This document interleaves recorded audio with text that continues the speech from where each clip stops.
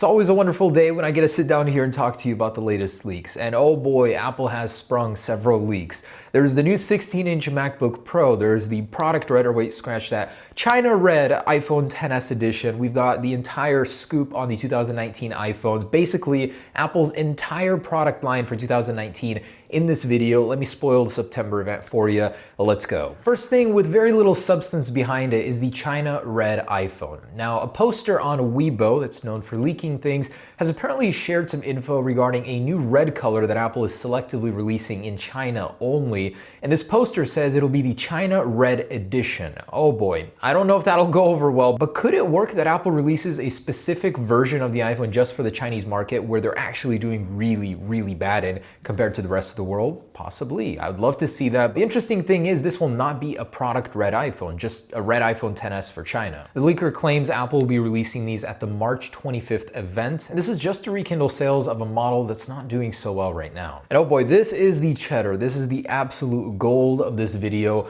My boy Ming Chi Kuo is back with TF International Securities, and he is dropping the hottest mixtape report, or wait, did I say that? Hottest report of the tech industry in 2019, Apple's game plan for this year, and he goes into explicit detail, so let's get right in. Now, he gave us this beautiful graphic, well, maybe not seen as beautiful by some, but he gives us a good breakdown of Apple's workings for 2019. So let's start with the iPhones. The 2019 iPhones, he somehow manages to make me feel less excited about them, but in other ways even more so. So he starts by saying that the lineup itself will not be changing in size. We'll still have the 5.8, the 6.1 iPhone 11R2. I'm gonna be calling it that now. I kept saying 10R2, that doesn't make any sense. And the massive 6.5-inch iPhone XS Max is of course making a return, likely the iPhone 11 Max. So he goes into further detail and says no USB-C. Unfortunately, Apple cannot be bothered to add this latest standard to their iPhones. It's very likely they just have too many reasons not to. Less profit overall in the long term, so Apple will not be going for USB-C on the iPhones this year. And this is coming from the man, so any other source that says it likely will come with USB-C, automatically gonna question that right now. In this report, here's a small detail that caught my eye. It says the 2019 iPhones will have ultra-wide band capability for indoor positioning and navigation. Now, what I'm assuming this has to do with is the new Maps feature where Apple is mapping the indoor areas of certain malls and very large convention center areas like that. So you'll be able to use your iPhone to literally navigate within a building. So I'm assuming that's what it is. That's speculation. It doesn't really go into detail there. But the most important part of this report to me is a frosted glass iPhone 11. Ming Chi Kuo says that a frosted iPhone is indeed happening, and this is corroborating the earlier report we just heard from My Smart Price that talks about a new coating that could improve scratch resistance and have better grip. So this is all tying in together very nicely here. My boy Ming Chi Kuo is saying that it will be happening, so the 2019 iPhones are about to look so much cooler. Of course, taking inspiration from the Pixel 3, this will forever be the phone to have launched with this feature first. A frosted glass that doesn't feel like glass. It feels like an extension of the metal border, but it does allow for wireless charging. So this is extremely resistant to scratches. It is more grippy, I'd say. So even though this may not feel like a big deal, it'll fundamentally change the way the iPhone looks. This matte, really nice, modern look on the iPhone, I'm all for it. And device-to-device charging or reverse charging, he calls it bilateral wireless charging. That means an iPhone will be able to charge another iPhone. That is so cool. Man, Apple, you are getting on it. This is literally something that's going to catch the younger generation, I think. Being able to charge your friend's phone when they're in a pinch, or this could probably, I'm assuming, will be used for the AirPods as well. You'll be able to pop your AirPods on the back of your iPhone and charge those real quick if you forgot to do that the night before. This is going to change the way we use our iPhones. That is so neat. And this is probably going to be one of those smaller features of the iPhone this year that's going to make it a big hit. He mentions upgraded Face ID via a more powerful flood illuminator. So this could mean faster unlocks of your iPhone,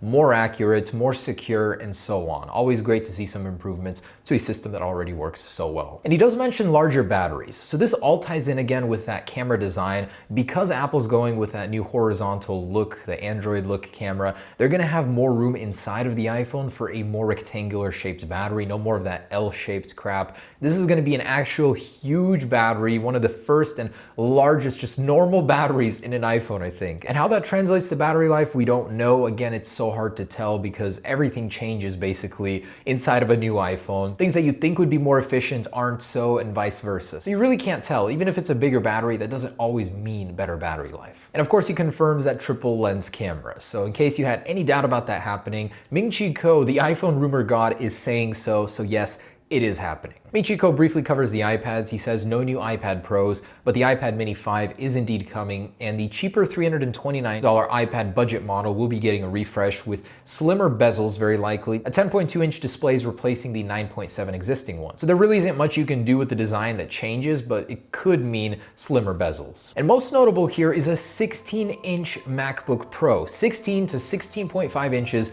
is likely. So this is just something that he threw in there. He didn't elaborate very much on, but apparently Apple really is putting the word Pro back into MacBook Pro. This is of course homage to the 17-inch MacBook Pros when you used to be able to take basically an entire shelf with you to your local Starbucks store. But this basically will embody the absolute best, the most Apple can give you on the go. And a 16 to 16.5 inch MacBook doesn't have to be unwieldy. It doesn't have to be huge. With a very slim bezel display, you can make this thing basically the same size as the 15-inch current MacBook. And here's just a mind-blowing concept. So this one's coming from Victor Kedar. Do follow this guy. Oh my goodness, I aspire to be more like this. This is just a gorgeous, gorgeous 15-inch MacBook Pro refresh. He didn't show the larger size here, but there are a lot of good ideas that Apple could take from this and put into that ultimate MacBook Pro. A new rounded design, Face ID, just improvement everywhere and anywhere that they can for an already good product. I absolutely love it. Check this out on the Behance page, and of course follow Victor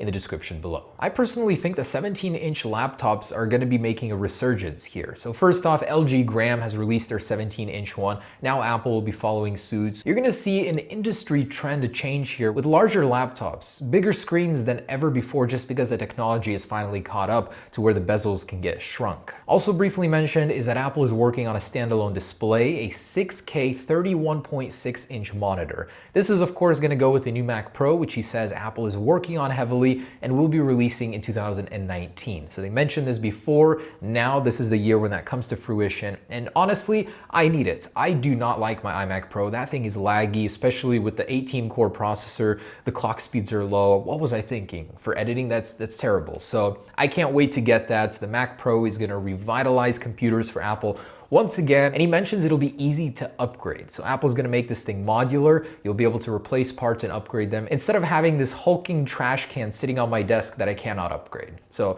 definitely bravo Apple for thinking about the future and the planet. The 13-inch MacBook Pro might get a 32GB RAM option. That's only available for 15 inches, so that might change this year. He also mentions that the ceramic Apple Watch is making a comeback. I was very disappointed to see that they didn't offer that as an option for this year's Apple Watch Series 4. I mean, I love the gold bands, but the ceramic just felt really special. So I'm glad to see that returning. We don't know which colors, but I'm assuming white and space gray like they did before. Possibly, of course, a new one to match the iPhone 11. And he also mentioned the iPod Touch 7th generation. It'll be launching alongside AirPower in the first half of 2019. Again, giving me hope that this March 25th event is something more than just services, what it was rumored, but there will actually be product launches here. And I'm really hoping. And we need AirPower, we need AirPods 2 in our life faster. And he's saying that AirPods 2, yes, are happening. He gives some more details about this. Nothing we haven't heard before, but he says AirPods 2 will support wireless charging and will have upgraded Bluetooth connectivity. So at this point, Bluetooth 5, Bluetooth 6 possibly, who knows? But Bluetooth 5 is more than likely the standard that's going to be set here. Okay, and that concludes Ming-Chi Kuo's report. So from a separate source, Taiwanese Economic Daily News, they're giving us some more details on AirPods 2. First off, they're saying Apple is in full production of these already. Basically, they're whittling away at this product, and what's going to be happening is a black color and a new texturized feeling for the AirPods themselves and the case. So again, everything is tying in, all the rumors. Once all the sources start saying the same thing, you basically know it's already going to happen. So that's good. Basically an entirely different source confirming the same thing. Matte black AirPods are indeed happening. This source also said the AirPods 2 will be sold alongside AirPower, possibly black AirPower to match the matte black AirPods, and that the release date will happen in spring. So the fact that this might launch on March 25th after the event, that would be something, really, to see all these products finally materialize into something you can buy. And something wacky to throw in there, Apple is working on a really futuristic version of the Apple Watch where the display literally mends with the band and is flexible all around. So in the future, when technology gets good enough, we might see a display that literally goes into the wristband and continues to share information. I don't know why you'd need that, the logistics of it, but Apple is working on it, and here's the patent. Very cool. And that concludes today's report. Guys, this is a little ridiculous. We're only 2 months into 2019, and so much has leaked. What's left for Apple to release? I love it, though. I love it. I love working with this stuff. So thanks for watching, guys. Stay tuned for the next one. I'm leaving to the event tomorrow. We're going to be doing some Galaxy S10 giveaways alongside with my giveaways, so I'm excited to share that with you. Stay tuned. Good things are happening in 2019, guys. And this is completely unrelated, but if you want to see some Apple artwork, I'm kind of challenging myself to paint more, to draw more. Follow me at my new Instagram page, Everything Apple Paints. I'll be posting as a challenge every single day, something funny Apple related, you'll see. But thank you, guys. Stay tuned for the next one. Peace.